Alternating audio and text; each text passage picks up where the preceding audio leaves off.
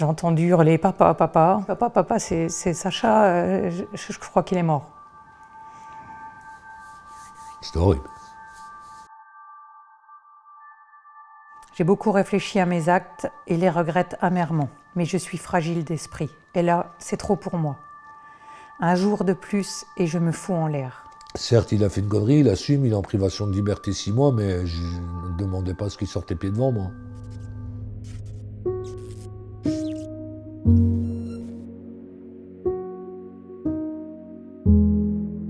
Sacha est né dans les Ardennes et à l'âge de 6 ans, il avait 6 ans quand on est arrivé en Bretagne, où on a pris un garage automobile. Lui rêvait d'être cuisinier. Il avait une âme d'artiste, il était toujours en train de dessiner, d'écrire, de chanter et de danser. C'était un électron libre, il voulait faire ses propres choix et aller dans sa propre destination sans avis, sans contrainte. Et c'était pas forcément la vie qu'on partageait, mon mari et moi, pour son éducation et pour son bien. Il a commencé à faire des bêtises et nous, on souhaitait une assistance éducative pour pouvoir le mieux possible gérer. Ça a été problématique et à l'école et à la maison. Sacha, c'est un enfant qui a toujours eu un conflit interne de par son début dans la vie qui a été compliqué. Son père est décédé quand Sacha avait 7 ans. Il ne le connaissait pas de toute façon, il ne savait pas qui c'était. Lui s'est toujours demandé comment se fait-il que mon papa m'a laissé tomber, quoi, son père biologique, quoi. Moi, il m'a toujours appelé papa. Une fois, on a essayé d'en discuter avec lui, de lui dire Sacha, on comprend, si tu... Il me disait que non, moi, mon père c'est toi, j'en ai pas d'autre, quoi.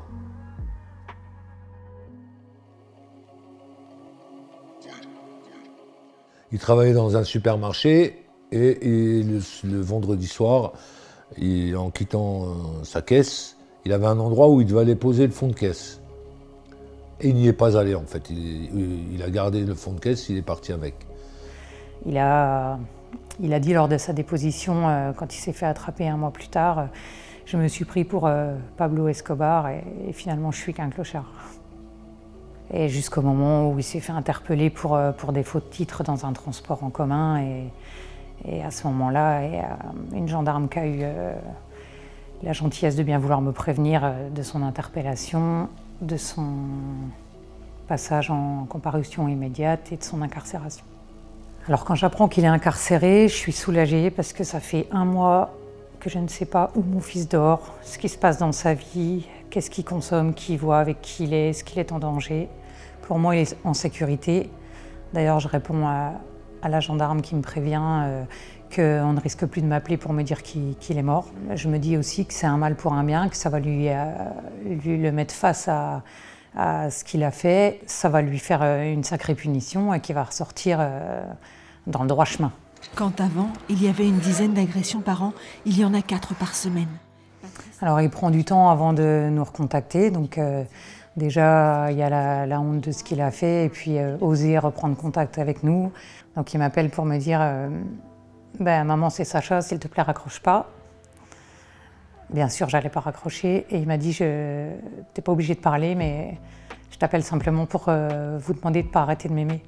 Je lui ai dit mais Sacha, on n'est pas fiers de ce que tu as fait, évidemment, mais moi, je suis ta mère et c'est inconditionnel. Jamais de ma vie, j'arrêterai de t'aimer. Il me dit que tout va bien, qu'il ne faut surtout pas que je m'inquiète. Mais il me semble qu'au début de nos échanges, il me dit qu'il a déjà fait 5 jours de mitard. Il me dit que ça a été terrible pour lui, que c'était la punition ultime, que jamais de sa vie il veut connaître à nouveau quelque chose comme ça. Donc il me dit qu'il a dû se bagarrer parce qu'arrivé en détention, ça a été compliqué pour lui. Bon, il est jeune, il est doux, il a une voix douce, il est très fin. Il me dit que c'est quand même pas évident de se faire une place et qu'il faut qu'il montre qu'il ne se laisse pas faire et qu'il est capable de se défendre. Je comprends que ça l'a marqué, je suis presque sûre que ça ne se reproduira plus parce que la façon dont il m'en parle, vraiment, je sais que ça a été terrible. Et il me dit jamais, jamais j'y retournerai.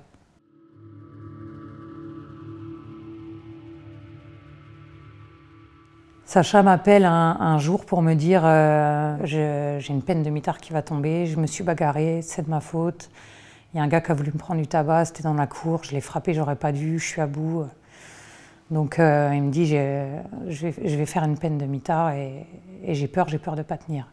Et il me donne plus de nouvelles pendant plusieurs semaines, 3 semaines. Le mardi à 14 h, je venais de reprendre mon poste.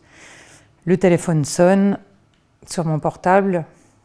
Je décroche avec le haut-parleur et j'entends Madame Aïtamou, c'est le directeur de la prison de Saint-Brieuc. Je coupe le haut-parleur, je le mets à mon oreille et je lui dis oui, je vous écoute. Elle me dit j'ai une bien triste nouvelle, hein, votre fils s'est donné la mort ce midi. J'ai eu un rire nerveux, d'incompréhension, et j'ai pensé que c'était pas vrai. Et j'ai dit mais c'est pas vrai ce que vous me dites. Il m'a dit mais malheureusement si. Et j'ai dit mais c'est pas possible, dites-lui de m'attendre.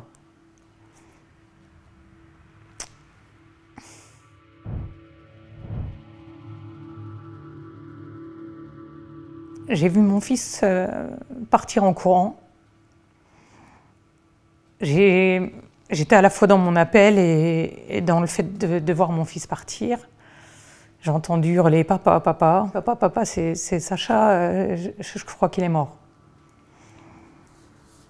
C'était horrible. Et je ne comprenais pas ce qu'il me disait. J'ai fini par lui crier dessus pour qu'il baisse d'un ton, pour que je puisse comprendre ce qu'il me dise, quoi. Ce qu'il me disait, quoi, en fait. Et finalement, j'ai fini par comprendre. Il me dit, Sacha, il est mort, il s'est suicidé. J'y croyais pas, quoi. Puis je vois sa maman arriver derrière en pleurs, effondrée. Ouais. Je souhaite ça à personne.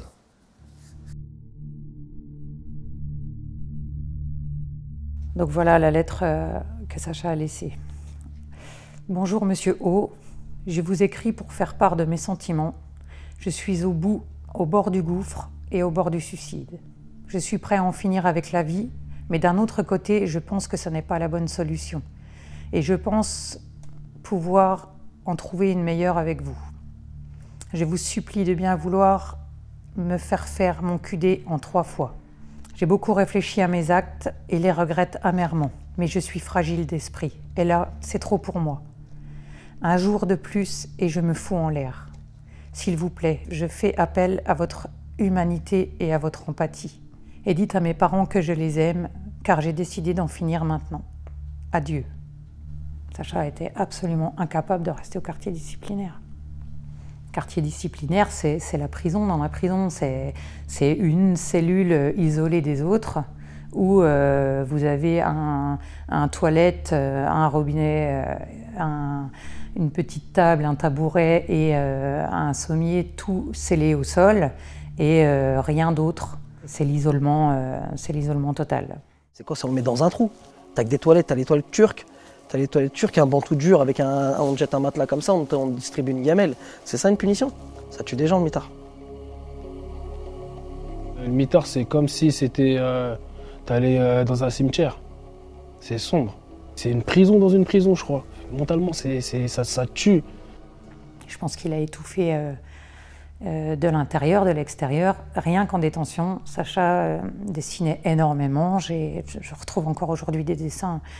J'ai des dessins partout, il a dessiné toute sa vie. Il me disait, maman, en détention, il n'y a pas que mon corps qui est enfermé, il y a aussi mon esprit. Je suis incapable de faire un dessin. Je suis incapable de laisser mon esprit aller à l'extérieur des barreaux pour pouvoir poser une image extérieure sur une feuille, j'y arrive pas.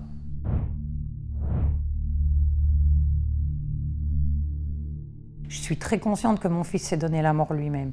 Mais bien sûr que la non-prise en charge de sa détresse et son envie de mourir pour se délivrer de la situation dans laquelle il était et qu'il a su exprimer n'ait pas été prise en charge. Mais j'ai posé la question. Il a effectivement fait part de son désir de mettre fin à sa vie pour sortir de sa situation. Et on lui a dit « Mais Sacha, en fait, c'est du chantage. Si tu ne sors pas de là, tu meurs. » Et il a répondu « Oui, oui. C'est du chantage. Si je ne sors pas de là, je meurs. Mais du chantage, ce n'est pas du bluff. Du chantage, c'est si je ne sors pas de là, je meurs. » Il n'est pas sorti, il est mort. Il n'a pas été pris au sérieux. Ils m'ont dit on a pris ça pour du bluff. Vous savez que l'enquêtrice a a réussi à me dire mais votre fils, c'est un grand comédien, il a fait une tentative de pendaison le dimanche qui n'a pas été prise au sérieux, il s'est dépendu lui-même, ça n'a pas eu d'impact, il a voulu la refaire un petit peu plus fort le mardi et s'est pris lui-même à son propre jeu, il s'est pris à son propre piège. Faut être capable de l'entendre. Je vous assure qu'à ce moment-là, l'état de léthargie vous aide.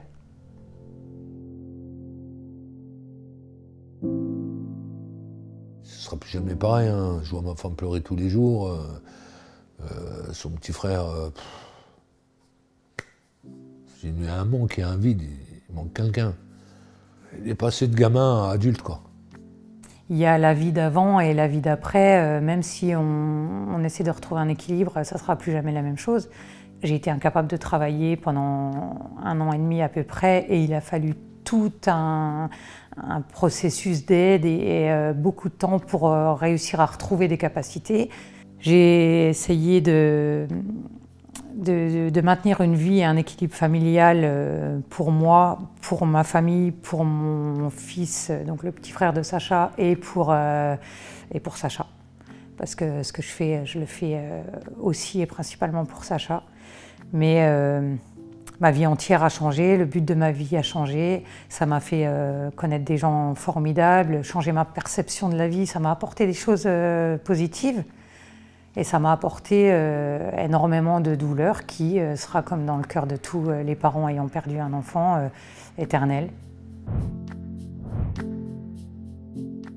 1 an après son décès, on a organisé une première marche blanche qu'on a réitérée les 2 années suivantes parce qu'on se bat pour que justice soit faite pour Sacha, pour que les choses soient claires, pour que des réponses soient données. Parce qu'on est très conscient encore plus aujourd'hui qu'avant, qu'on est loin d'être les seules familles dans des situations comme celle-là, qu'on a besoin de réponses, qu'on a perdu un proche et qu'il faut en tenir compte, qu'il y a trop de zones d'ombre et d'inconsidération par rapport aux familles qui restent et que même si c'est un monde très opaque et qu'on a vraiment l'impression que beaucoup de choses peuvent être cachées, dissimulées ou les familles ont besoin de réponses, tant qu'on n'y est pas confronté de près ou de loin, on ne se l'imagine absolument pas.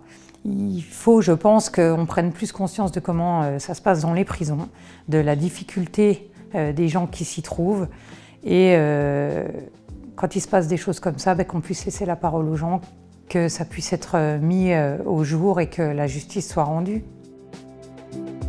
Sacha s'est beaucoup cherché, avait beaucoup d'ambition et a toujours un petit peu cherché sa place et son rôle dans la vie. Moi aussi, je me demandais quelle était sa place et son rôle dans la vie, ce qu'on peut découvrir au fur et à mesure de la vie d'une personne.